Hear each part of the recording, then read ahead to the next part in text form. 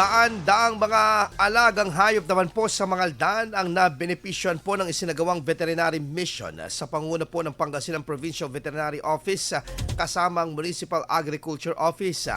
Abot sa 33 alagang hayop ang binigyan po ng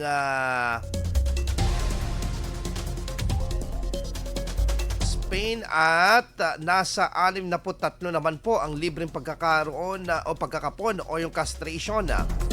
Nasa higit 400 po ng mga alagang hayop ang nabigyan ng anti-rabies vaccination, pati na rin ng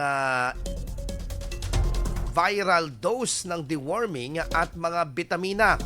Isinagawa po sa bahagi po ng Barangay Talugtog ang naturang veterinary mission kung saan pinuntahan ang mga nasa kalapit na barangay. Patuloy ang pagsasagawa ng mga aktibidad ng Provincial Veterinary Office sa iba't ibang bahagi ng probinsya upang maisulong ang tamang pangangalaga at responsibilidad sa mga pet owners sa kanilang mga alagang hayop. IFM News. IFM News.